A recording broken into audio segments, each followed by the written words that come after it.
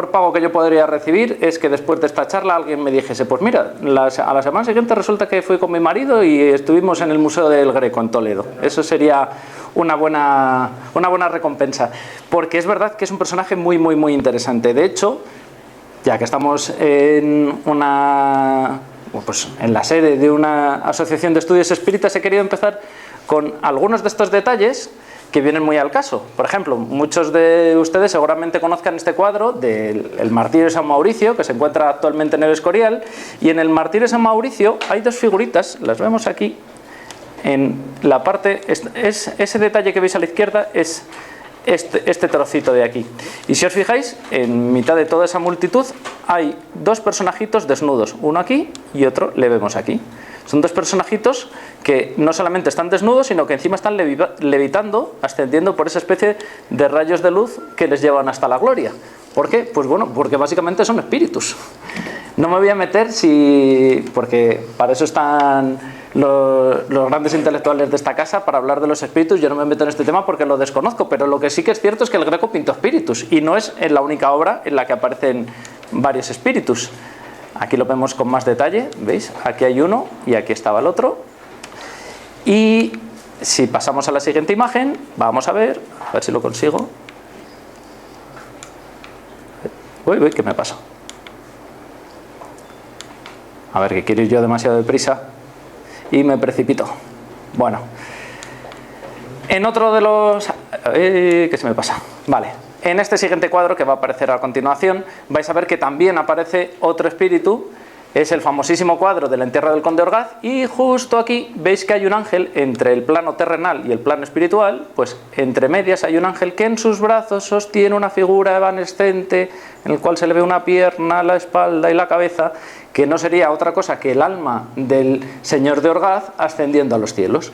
Bueno, pues para que veáis que hasta temas espíritas, podríamos decir, aparecen en los cuadros del Greco. ¿Cuántas más cosas no aparecerán? Pero bueno, antes de meternos en harina, sí que me gustaría, digamos, que separar un poco el grano de la paja y decir qué cosas, qué mitos podemos desechar ya desde el principio. Y los voy a desterrar así con un poco de virulencia, pero es que es necesario. Se ha dicho, por ejemplo, del Greco que si era judío converso, que si formaba parte de una sociedad secreta, que si tenía problemas de visión, que si tenía astigmatismo y tal, que estaba vinculado con la mística. Esto también se ha dicho. De hecho, en infinidad de libros y de cosas que se han publicado de los místicos, de la mística castellana de ese siglo XVI y XVII, se ilustran con las obras del Greco. Pero vamos a ver que hay un trecho bastante grande entre ambas corrientes. Luego, que era un personaje a contracorriente, esto también se ha dicho, y que esta imagen que vemos aquí, que es su autorretrato, porque es uno de los personajes que aparece en el entierro del conde Orgaz. La única prueba para decir que esto es un autorretrato del Greco es que dicen que mira al espectador.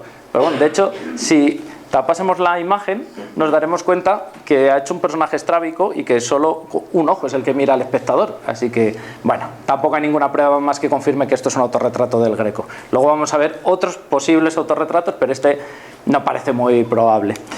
Bueno, entonces, claro, alguien podría decir, pues vaya charla nos vas a dar, nos has tirado por traste todos los mitos que teníamos sobre el Greco, pero hay muchísimas cosas más y muy interesantes a las que nos vamos a adentrar ahora. Quisiera empezar primero con esta imagen, porque una de las cosas que ha ocurrido con el Greco es que es un personaje muy, muy, muy, muy mitificado.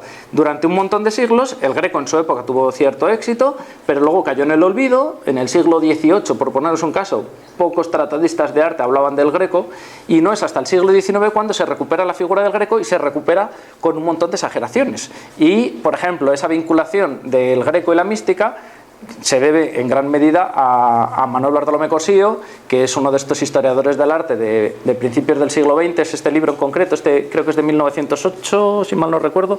Sí, de principios del siglo XX en cualquier caso, y hace ese paralelismo, pero vamos a ver que también es poco riguroso. No voy a decir que es mentira, pero sí poco riguroso.